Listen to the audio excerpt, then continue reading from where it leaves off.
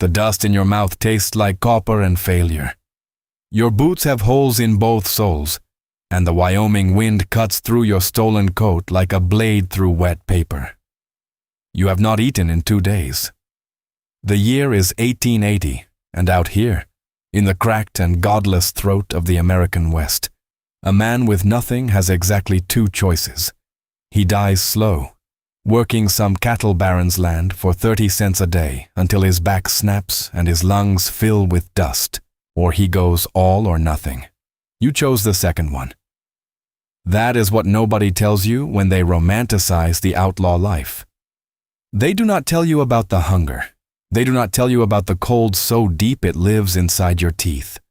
They tell you about Jesse James and the glory, about the newspapers calling you a folk hero, about the gold. But you are not Jesse James. Not yet. Right now, you are nobody.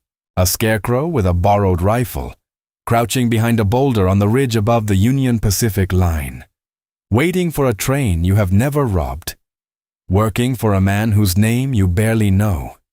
This is your life at every level of Wild West train robbers. And the first level is the worst one, because at the first level you are not even a robber yet. You are just bait. You are just a pair of eyes on a cold hill, watching for the law, worth less to the gang than the horse they almost did not let you ride. But you are watching, and you are hungry. And hungry men, in 1880, in Wyoming, will do absolutely anything. The man who recruited you is called Dutch Calloway, though that is almost certainly not his real name. He is 43 years old, barrel-chested, with a mustache like a dirty broom, and eyes the color of creek water in drought season. He found you sleeping under a collapsed awning in Rawlins, delirious with hunger, and he offered you a biscuit and a job in the same breath. The biscuit was stale. The job was worse. Your role in the Calloway outfit is lookout. That is the polite word for it.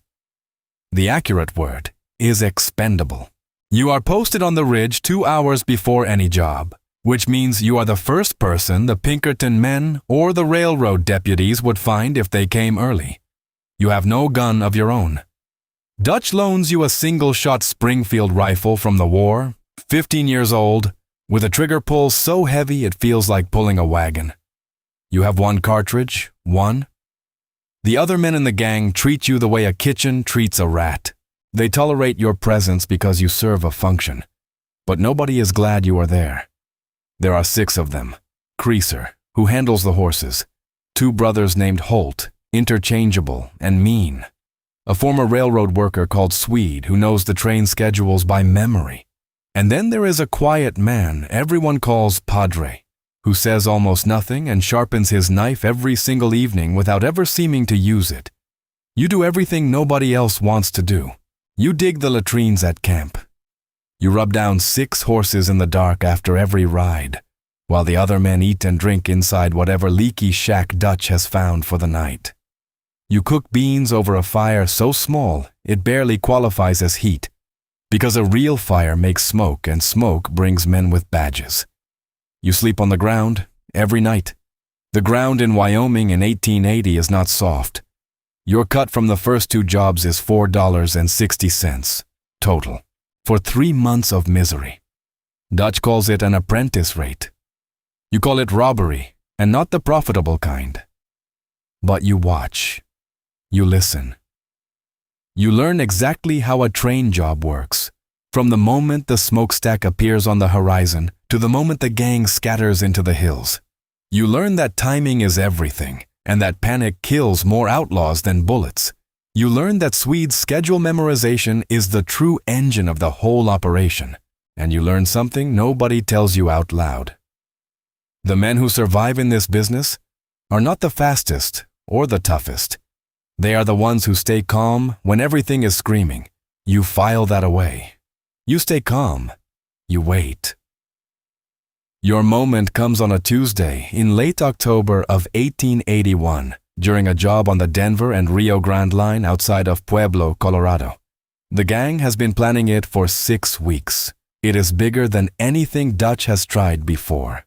A payroll car carrying an estimated $12,000 in company wages, bound for a silver mining operation in the mountains. $12,000. In 1881, that is enough money to buy a cattle ranch, a house in Denver, and disappear forever. The plan is clean enough. Creaser and the Holt brothers board the train at the previous station, hidden in a livestock car. Dutch, Swede, and Padre take the engine at gunpoint once the train slows for a grade crossing 6 miles outside Pueblo. You are supposed to be on the ridge again, watching. But Creaser catches a rifle butt to the skull from a railroad guard nobody knew was riding that day, and suddenly there is no one to blow the payroll car door. Dutch screams your name from the locomotive window. You have never touched dynamite in your life. What you know about it is this: it is unstable, it is sensitive to heat and friction, and it will kill you casually, the way a man swats a fly, if you do not treat it with absolute respect. What you also know is that Dutch keeps 3 sticks of DuPont 40% formula in a saddlebag, with copper blasting caps and a roll of Bickford fuse. You have watched Swede explain the process twice over a campfire, gesturing with his enormous hands. You climb down from the ridge. Your heart is doing something architectural inside your chest, something that feels like a building coming apart floor by floor. The train is stopped on the grade. The guards inside the payroll car are barricaded. You can hear them shouting through the reinforced oak door. You take the dynamite out of the saddlebag. Your hands are steady. That surprises you. You crimp the blasting cap onto the fuse with your back teeth, the way Swede showed. You wedge all 3 sticks into the gap between the door frame and the hinge side, which concentrates the blast inward rather than outward, which means the contents of the safe are more likely to survive. You light the fuse with a match. You walk away. You do not run, because running means stumbling, and stumbling near a lit fuse is how men die in ways that make other men look away. The door does not just open. It ceases to exist. Inside the payroll car, amid the smoke and the ringing silence, you find the safe already cracked by the concussion, its door hanging open on one hinge. You fill a canvas bag. Your hands are still steady. Dutch is staring at you from the locomotive with an expression you have never seen on his face before. It takes you a moment to recognize it. It is respect. The take from the Pueblo job is $9,400 after the payroll car is found to be short of its full load. Split 6 ways, minus Dutch's leader percentage. Your cut is $1,012. You hold it in your hands that night, in a shack outside Trinidad, and you feel something shift inside you. Something that was broken snaps back into place, or maybe something that was intact breaks for the first time. You cannot tell which. You buy yourself a pair of boots. Proper ones. Justin brand, with a walking heel, $9. You buy a Colt single-action Army revolver, the cavalry model, 7.5-inch barrel, in .45 caliber, for $17 from a man in Raton who did not ask your name. You buy a wool coat. You buy a hat that actually fits your head. You look like an outlaw now. More importantly, you feel like one. Over the next 18 months, you graduate from lookout to breachman, which is the gang's informal word for the man who handles the explosives and the forced entry. It is the most dangerous job on any job. It is also the most skilled. And skilled men, even in outlaw gangs, get paid accordingly. You work 9 more train jobs. 6 on the Union Pacific, 2 on the Denver and Rio Grande. 1 catastrophically failed attempt on an Atchison, Topeka, and Santa Fe expressed that you only escape by riding 40 miles through a blizzard on a horse that collapses underneath you 3 miles from the New Mexico border. You walk the last 3 miles. It is the worst night of your life until it is not anymore. The Pinkerton National Detective Agency, which the railroads have hired to solve their outlaw problem the way you solve a nail problem with a hammer, starts compiling a file on the Calloway outfit sometime in 1882. By 1883, that file has a composite sketch in it based on witness descriptions. The sketch looks enough like you to be uncomfortable. Your bounty at this stage is $250. Dead or alive. That is enough money to motivate a motivated man. Out here, there are a lot of motivated men. Dutch Calloway dies in the spring of 1883. Not in a blaze of glory, not in a gunfight with federal marshals. He falls off a horse while drunk outside a saloon in Cheyenne and hits the back of his skull on a hitching post. The man who ran a gang of outlaws for 11 years is killed by his own whiskey and a piece of wood. You attend the burial. 6 people are there. You are one of them. Leadership does not transfer smoothly in criminal organizations. It pools. It settles to the lowest point. And sometimes the lowest point is also the sharpest one. After 2 weeks of friction among the remaining men, Padre puts his knife on the table during a meeting, quite literally, and states that he is running the outfit now, or he is leaving and taking Swede with him. Nobody argues. You are made Padre's second, which is less an honor than a function. Padre needs someone who can think in the moments when he cannot, and by 1883, you have become that person. The operation grows. You recruit 3 new men, all carefully, all vouched for.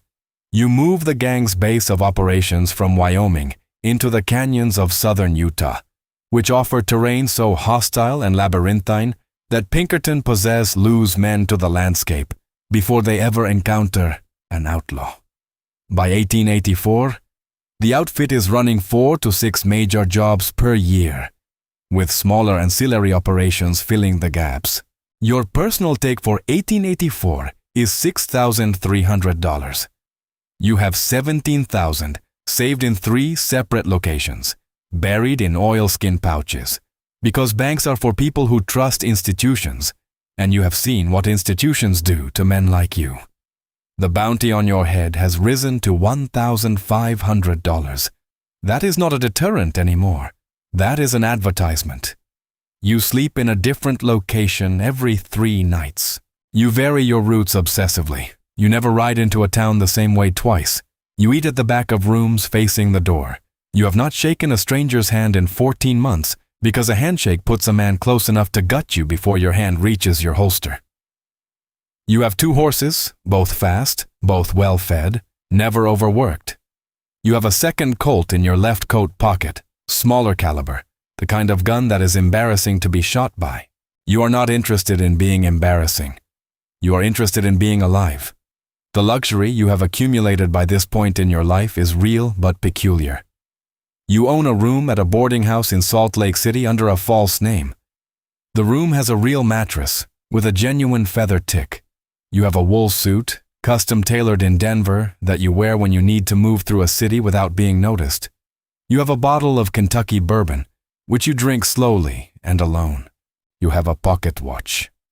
Gold case, 17-jewel movement. You check it constantly, not for the time, for the ritual of it. The watching, the counting. Nobody can be trusted anymore. You understood that theoretically before. Now you understand it in your blood. Swede has been talking to someone. You do not know who. You know the shape of it, the way a man knows a storm is coming by the color of the afternoon sky. He disappears for hours without accounting for his time. He asks questions about the money he has no reason to ask. He watches you the way you watch doors. Padre does not see it.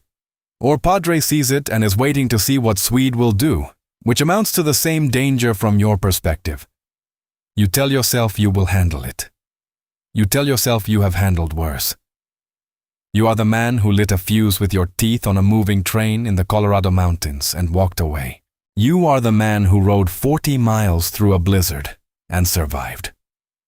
You tell yourself all of this in the back corner of the boarding house saloon, in a town whose name you do not say out loud anymore, watching the door on a cold February evening in 1885, when Swede walks in. He is not alone. The 2 men behind him are wearing long coats and city shoes. Wrong for the weather, wrong for the town, wrong for everything except the one specific job they have been paid to do. The Pinkerton badge that the first one opens his coat to show you is silver, small. almost polite. You reach for your left coat pocket, the smaller gun, the embarrassing one. Your hand does not arrive. You took 18 months to learn that timing is everything. That the men who survive are not the fastest or the toughest. They are the ones who stay calm when everything is screaming. Swede got $1,500 for walking through that door. Your bounty exactly. He spent a year of his life next to you to earn it. The honor of thieves, they call it. Omerta, the code, the brotherhood. You have exactly 3 seconds to contemplate how completely and totally that was always a lie, and then you have nothing at all.